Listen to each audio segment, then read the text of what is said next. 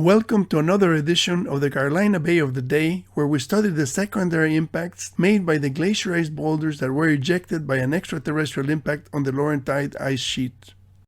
The Carolina Bays in New Jersey are generally small and seldom exceed 200 meters in diameter. This presentation examines the density of the bays and the impact energy required to create the bays in New Jersey. LiDAR images enable us to see features that differ by slight changes in elevation. The topography is indicated with a color spectrum that repeats for every 10 meters of elevation. You will find a link to the LiDAR visualization tool for Google Earth by Michael Davias in the description of the video. In this image, I have marked an area of 1 square kilometer that we will analyze. The area of 1 square kilometer has 10 bays, although it seems that some bays have disappeared due to erosion. The average diameter of this base is 179 meters. Each of them has an area of about 25,000 square meters.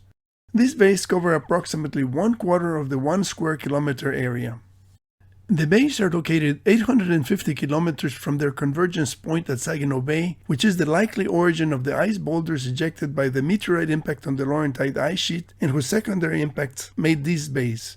The bays in New Jersey are very degraded by erosion, so the impact angle cannot be calculated from the width to length ratio. Assuming the launch angle is 45 degrees, the glacier ice boulders that made the New Jersey bays were launched at 2.89 kilometers per second. They had a flight time of 6.94 minutes and reached a height of 213 kilometers above the surface of the Earth. If we assume that the projectile diameter is 1/5 of the average bay length, the glacier ice projectiles would have a diameter of 35.8 meters. The impacts of these pieces of ice at a speed of 2.89 kilometers per second would have a kinetic energy equivalent to 22 kilotons of TNT per bay. The formation of each of these bays would have more energy than the atomic bomb dropped on Hiroshima, which had a yield of about 15 kilotons. Since each bay was made by an impact with energy of 22 kilotons, the 10 impacts would have an energy of 220 kilotons of TNT. If this represents only 1/4 of the impact energy within the square, the maximum impact energy per square kilometer is 880 kilotons of TNT. In an earlier video, we calculated that the impact energy in Marlborough County, South Carolina was 7.95 megatons of TNT per square kilometer.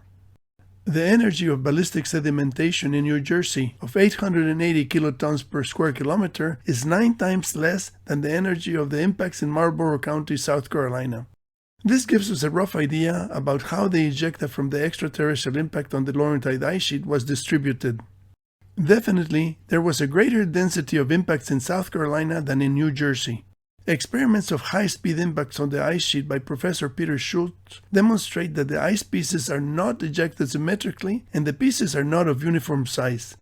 This is consistent with the variation that we see in the Carolina Bays.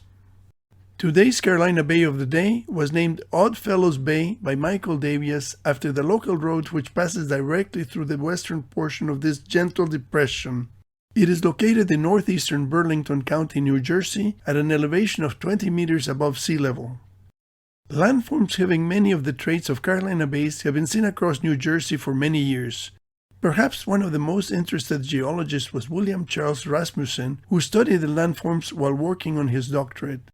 His interest continued into his work at the U.S. Geological Survey, where he researched the upper sediments in Maryland and Delaware.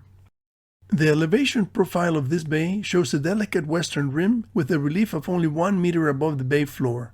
The eastern rim walls are more dramatically rendered because the bay floor sets into the surrounding topography by 2 or 3 meters.